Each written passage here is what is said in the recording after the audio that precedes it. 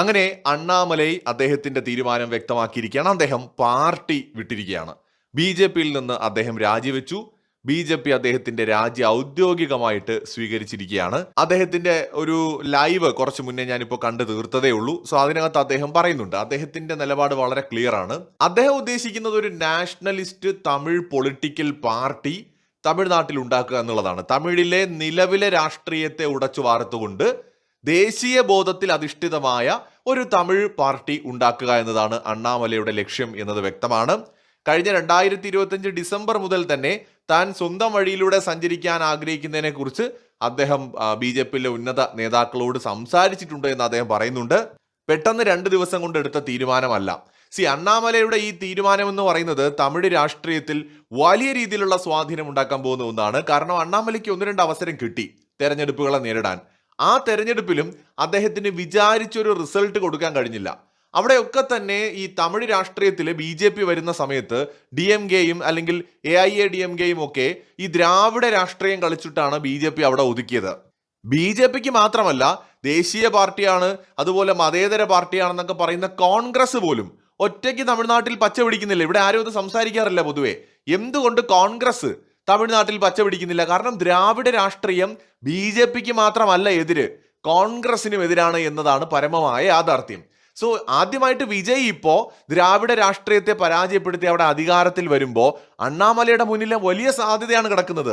ഇനി ഒരിക്കലും DMKയും AIADMKയും അവിടെ ശക്തമാകാതിരിക്കണമെന്നുണ്ടെങ്കിൽ സ്വാഭാവികമായി അണ്ണാമലയ്ക്ക് കൂടുതൽ ഫ്രീഡമുള്ള, അണ്ണാമലയ്ക്ക് ആഗ്രഹിക്കുന്ന തരത്തിൽ പ്രവർത്തിക്കാൻ കഴിയുന്ന ഒരു പൊളിറ്റിക്കൽ പാർട്ടിയുമായിട്ട് അവിടെ പ്രവർത്തിക്കണമെന്നാണ് അദ്ദേഹം വിശ്വസിക്കുന്നത്. ബി.ജെ.പിയെ സംബന്ധിച്ചിടത്തോളം AIADMK എന്ന് പറയുന്നത് NDAയുടെ ഭാഗമാണ്. കഴിഞ്ഞ കുറെ കാലങ്ങളായിട്ട് ബി.ജെ.പിയോടൊപ്പം അവർ പല അവസരങ്ങളിലും ഉണ്ടായിരുന്നു. അവരെ ഒരുപക്ഷെ ബി.ജെ.പി പൂർണ്ണമായിട്ട് തൽക്കാലം കൈവിടില്ല. മാത്രമല്ല, ബി.ജെ.പി എങ്ങനെയൊക്കെ ശ്രമിച്ചാലും ഈ ബി.ജെ.പി എന്ന് പറയുന്ന പാർട്ടി എവിടേക്ക് വരുമ്പോൾ ഇത് ഹിന്ദി പാർട്ടിയാണ്, നോർത്ത് പാർട്ടിയാണ്, ആര്യന്മാരാണ് എന്നൊക്കെ പറഞ്ഞിട്ട് ദ്രാവിഡ രാഷ്ട്രീയം പറയാനായിട്ട് DMK ചാടി വരും. എന്നാൽ അണ്ണാമല എന്ന് പറയുന്ന വ്യക്തി ഒരു തമിഴ് പൊളിറ്റിക്കൽ പാർട്ടി, എന്നാൽ അതിന്റെ ഐഡിയോളജി അദ്ദേഹത്തിന്റെ വാചകങ്ങളിൽ വ്യക്തമാണ്.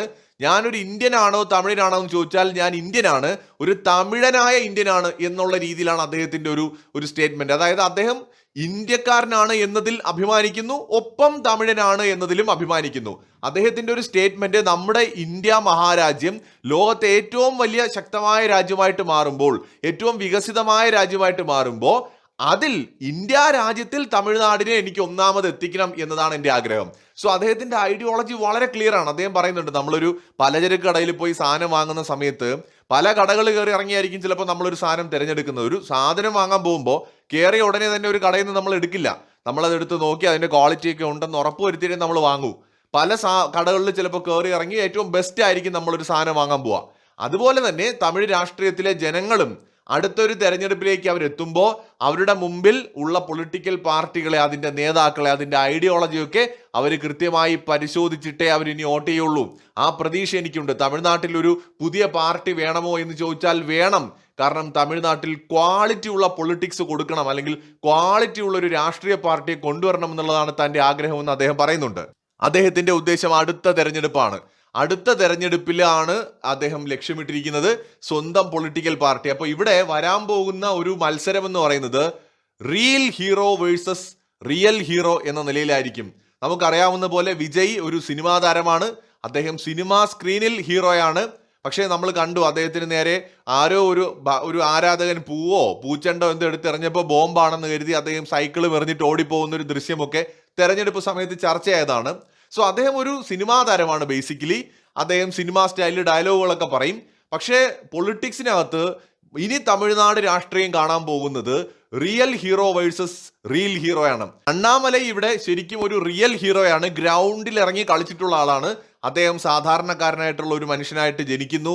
അദ്ദേഹം എല്ലാ തരത്തിലുള്ള കഷ്ടപ്പാടുകളിലൂടെയും കടന്നു പോകുന്നു. അതിനുശേഷം പഠിച്ച് IPS എടുക്കുന്നു. അപ്പോൾ അതിനായിട്ട് രാജ്യത്തിന്റെ പല ഭാഗങ്ങളിൽ അദ്ദേഹത്തിന് പോകേണ്ടി വരുന്നു. കർണാടകയിൽ ഏറെക്കാലം താഴെ തട്ടിലുള്ള മനുഷ്യർക്കൊപ്പം നിന്ന് അദ്ദേഹം പ്രവർത്തിക്കുന്നു.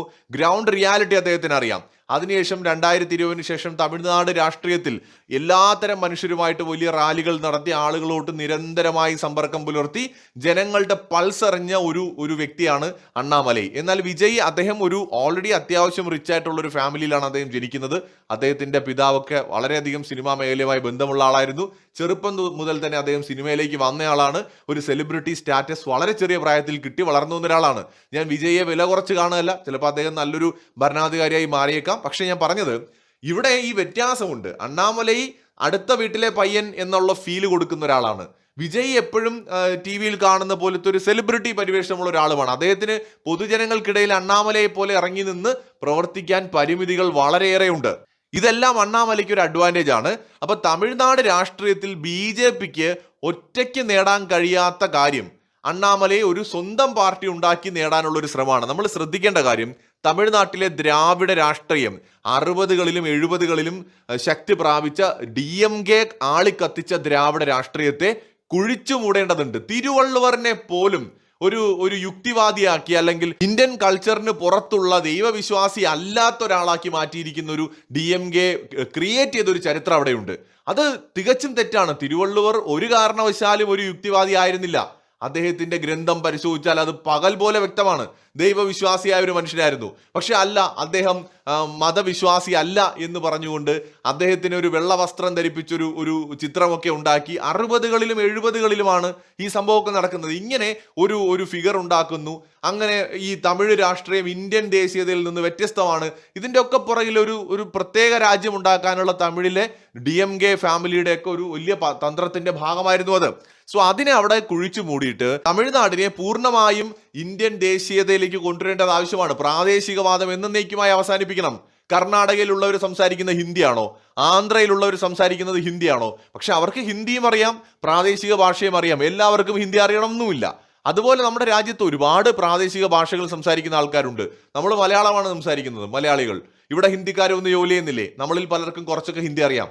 നമ്മൾ ഉത്തരേന്ത്യയിൽ പോയിട്ട് ഹിന്ദി പഠിച്ചല്ലേ, ഇവിടെ ഹിന്ദിക്കാർ വന്നപ്പോൾ പഠിച്ചെടുത്തവരുമുണ്ട്. വിദേശ ഭാഷയായിട്ടുള്ള ഇംഗ്ലീഷ് പഠിക്കാം, സംസാരിക്കാം, അതിലൊരു കുഴപ്പമില്ല. പക്ഷെ നമ്മുടെ രാജ്യത്തുള്ള ഏറ്റവും കൂടുതൽ ആളുകൾ സംസാരിക്കുന്ന ഭാഷ എന്ന നിലയിൽ ഹിന്ദിക്കെതിരാണ് തമിഴ്നാട്. ഹിന്ദി ഭാഷ നമ്മൾ പ്രത്യേക സവിശേഷ ഭാഷയായതുകൊണ്ടൊന്നുമല്ല.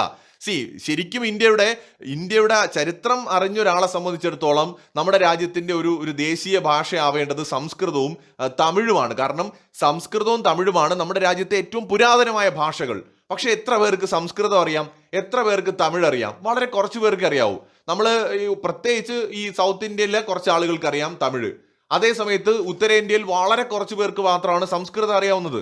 അപ്പൊ ഈ രണ്ട് ഭാഷയ്ക്കും നമ്മുടെ രാജ്യത്തെ ജനങ്ങളെ ഒന്നിപ്പിക്കാൻ കഴിയില്ല. കമ്മ്യൂണിക്കേഷൻ പോസിബിൾ അല്ല.